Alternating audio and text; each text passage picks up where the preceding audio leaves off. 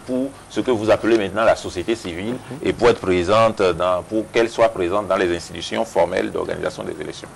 Mais à partir de 2005, et sur le plaidoyer que nous avons entrepris de faire et qui a abouti à la loi sur les règles générales, qui a formellement attribué une place pour la société civile, vous avez quoi? Vous avez une sorte d'inflation des organisations de la société civile. Et vous avez une discussion permanente, constante, depuis 2006, n'est-ce pas, autour de la désignation. Et c'est normal, chaque pouvoir en place veut s'assurer que celui que l'on désigne est proche de lui. Ça, peut-être, c'est tout à fait normal. Et comme on dit de vous, que vous autres, vous n'êtes pas proche, vous voyez, plutôt proche d'un autre camp. Vous voyez, en 2005-2006, pour l'élection présidentielle de 2006, on a considéré que nous sommes proches de celui qui est là. Quand nous avons œuvré pour l'abrogation, contre la prorogation du mandat des députés à l'Assemblée nationale et la révision de la Constitution, on a dit, bon, ben, ils sont proches de celui qui est au pouvoir. Et à partir du moment où nous considérons qu'il y a certaines observations à faire et qui ne, peut-être, et je pense même que c'est à tort, mais qui ne sont pas apparemment compatibles avec les fins que l'on veut bien nous voir réaliser, on considère que nous sommes de l'opposition. Et moi, ça ne me gêne pas que... généralement, les interventions de force élection, ça va généralement jamais contre l'opposition. Nous ne faisons pas des interventions en considérant les personnes. À partir du moment où nous faisons les interventions en considérant les personnes, nous n'avons aucun rôle à jouer. Si vous-même, en rentrant chez vous considérez, vous, monsieur le journaliste, que sur la liste électorale, il n'y a aucun problème. Si vous considérez que sur le processus électoral, il n'y a aucun problème.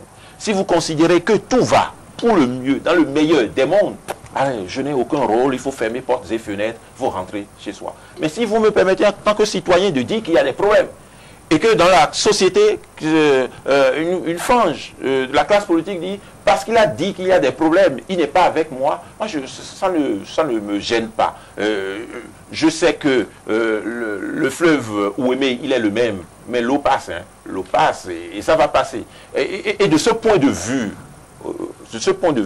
je considère que la meilleure décision à prendre, c'était de rassurer tout le monde, d'éviter les conflits inutiles, puisque il a bien semblé qu'il y a certaines personnes dans la société qui gênent quelque part. Et donc, nous avons tiré les conséquences.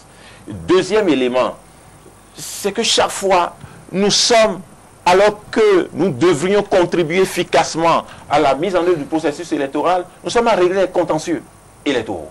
Nous sommes toujours présents, certaines fois, à la Cour suprême pour les élections municipales, d'autres fois à la Cour constitutionnelle pour répondre, pour faire des mémoires, etc. C'est du temps que nous perdons. Et par voie de conséquence, nous avons dit, évidemment, notre place n'est pas là où nous avions pensé qu'elle pourrait être. Mais sur le processus, nous sommes présents. Nous sommes parfaitement présents, puisque je vous ai dit que nous sommes sur le terrain et que nous faisons des observations. Nous sommes présents comment? Nous sommes présents au moyen de ce que vous avez si bien appelé Force Élection, le Fonds des organisations de la société civile pour l'organisation des élections apaisées. Et Force Élection, c'est quoi? C'est le regroupement, c'est un réseau d'associations et constitué par d'autres réseaux par ailleurs. Donc, de nombreuses associations. Nous avons un conseil d'administration et l'un des moyens, des outils que nous trouvons, que nous jugeons les plus pertinents pour le moment, c'est la Commission électorale citoyenne alternative, la CECA, qui a été installée au moment où on ne pensait même pas, du côté de l'Assemblée nationale, installer une commission électorale nationale autonome qui développe des programmes de présence des organisations sociales autour du processus électoral. Donc, quel impact vos actions peuvent-elles avoir sur le processus si vous vous mettez en marge? Non, nous ne sommes pas en marge du processus, nous sommes dans le processus, nous sommes proches du processus, nous sommes à pied d'œuvre dans la situation, comme le dirait la communauté des maçons, à pied de l'œuvre. L'œuvre, c'est le processus électoral, nous sommes à pied de l'œuvre. Et par conséquent, nous faisons en sorte, n'est-ce pas, d'agir sur le processus électoral. Voyez-vous quel impact? L'impact, il ne nous appartient pas de juger de l'impact. Il appartient aux acteurs de juger de l'impact. Il appartient aux citoyens de juger de l'impact. Mais il nous appartient d'agir. Et nous agissons en faisant quoi? En installant les délégations départementales, en installant les observateurs dans toutes les communes, en étant présent le jour du scrutin, en étant présent avant le scrutin, en observant la période de la phase de la pré-campagne électorale, en observant la phase de la campagne électorale, en assurant en un mot une présence exigeante. On sait que vous avez aussi dit que vous n'aurez pas besoin de l'aide des PTF, les fameux PTF, les partenaires techniques et financiers. Vous lancez comme ça un appel aux populations afin qu'elles vous accompagnent. Peut-être qu'il faut... Mais en attendant la réponse des populations, qui finance pour l'instant en France et les chiffres? Il faut nuancer. Si l'État béninois a besoin des partenaires techniques et financiers, comment pourriez-vous penser qu'un citoyen ou que des groupes de citoyens n'auront pas besoin des partenaires techniques et financiers? Nous sommes dans une communauté universelle. Et cette communauté universelle a des objectifs majeurs. Et il y a des droits qui sont universellement posés. Le droit d'élire, de désigner démocratiquement ses représentants, c'est un droit universel.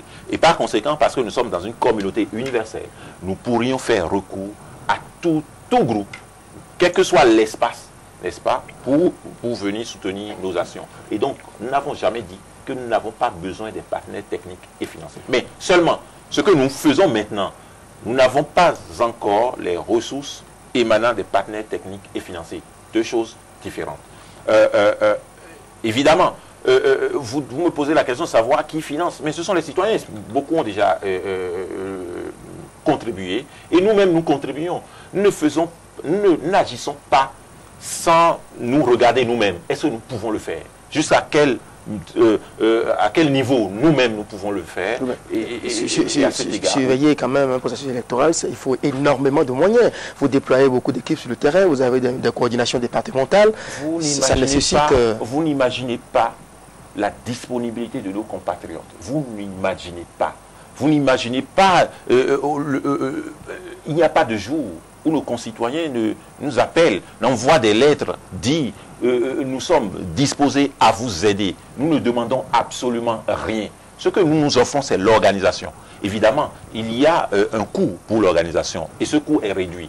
Nous ne sommes pas la commission électorale autonome, nationale autonome, la Sénat. Nous n'avons pas besoin de milliards, si c'est à cela que vous pensez. Mais absolument pas.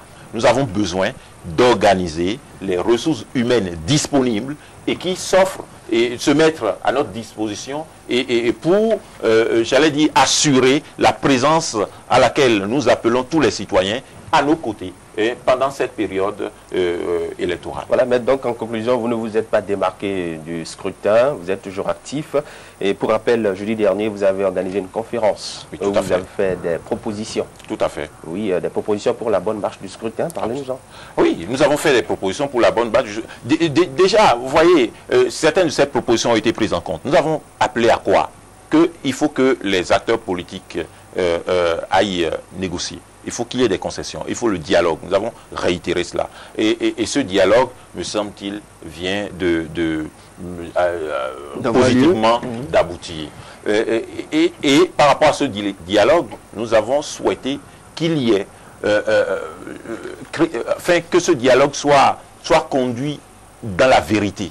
Voyez-vous, et dans l'exigence, dans la loyauté, la vérité et la loyauté. Je suppose que dans ce que nous avons, ce que vous nous avez donné de regarder, il y a la vérité, il y a la loyauté, mais nous allons mieux vérifier cela quant à la phase d'exécution des conclusions.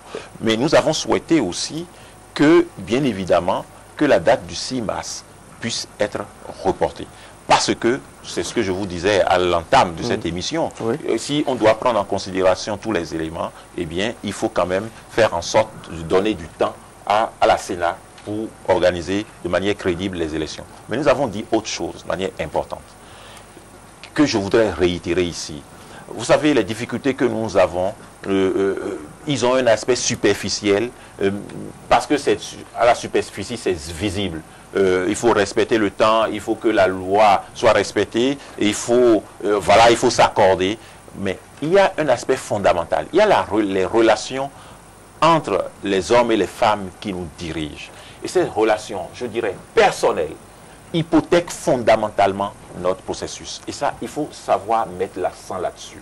Vous savez, il y a une génération d'acteurs dans ce pays qui ont certainement un passé, qui ont certainement entretenu diverses sortes de relations.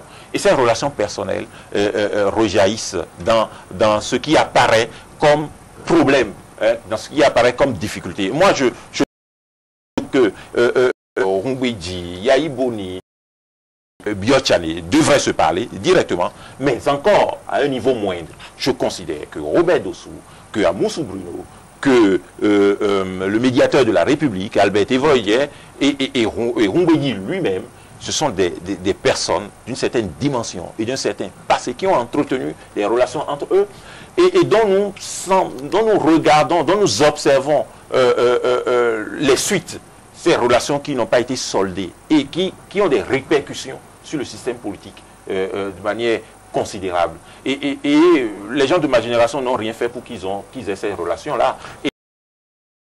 N'ont rien fait pour hériter ces relations. Je pense qu'il faut que ces hommes, en toute loyauté, se regardent, se parlent, et que, de toutes les manières, qu'ils fassent en sorte que nous ne puissions pas sentir les répercussions de leurs relations personnelles sur le Bénin. Le Bénin est plus fort que nous-mêmes, personnellement. Et donc, il faut faire en sorte que les rapports personnels aient des effets négatifs sur le système politique, sur le régime constitutionnel. Parlant des effets négatifs, Force Élection, vous observez déjà le déroulement du processus, vous avez vos équipes sur le terrain. La Sénat a déjà lancé, pas la Sénat, la Mérina, oui, la distribution quels sont les constats? Vous savez, les constats ne sont pas heureux. Aussi bien à la télévision nationale que sur les autres chaînes de télévision, y compris la vôtre, nous avons écouté nos concitoyens, nous les avons